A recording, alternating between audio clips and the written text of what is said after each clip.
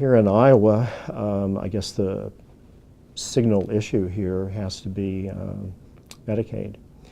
And with the privatization of Medicaid through an executive decision by now former Governor Branstad, 500,000 or more people were pulled out from public-supported Medicaid, and now they're on support from, I think we're down to 2 now, with the third soon to join, private firms who are sort of backstopping what the state used to do.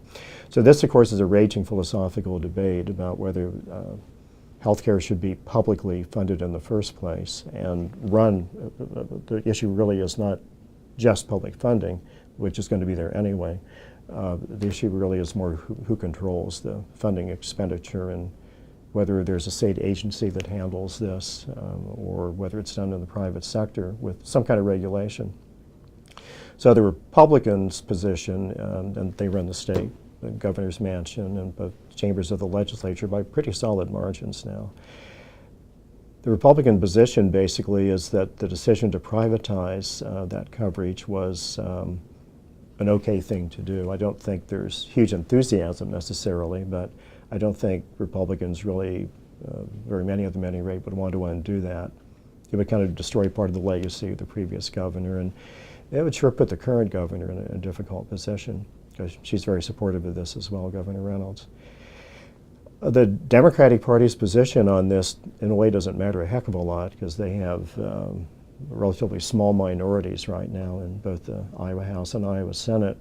But their point of view, basically, and the point of view of a lot of healthcare proponents as well, is that this privatization effort has led to a situation where people are being deprived of care that they would have received otherwise.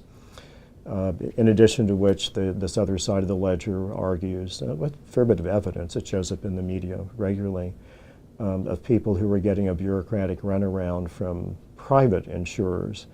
Of course, it's worth pointing out that part of the Republican argument for privatization in the first place was that we don't want unelected bureaucrats, that's people who work in state agencies running this.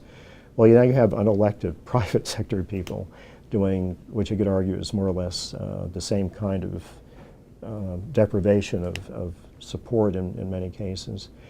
And because it's in the private sector, there really is no way to remediate that short of just complete overhaul of the system. Whether it can be remade into a public sector activity, I don't know. That's not going to happen as long as the current people are in power. So unless there's some major transformation in the legislature, which I think is pretty unlikely, I don't think a repeal effort is going to go very far. If there's a change in the governor's office, which is more likely given what public opinion polls and sort of general sentiment is suggesting, you know, there could be a gubernatorial repeal, and it's worth understanding that this is put in place by gubernatorial action. It was not legislated. So you don't really have to have the Iowa legislature vote to go back to, well, a public option, if you will, or complete public control. It could happen at more or less the whim of a Democratic governor.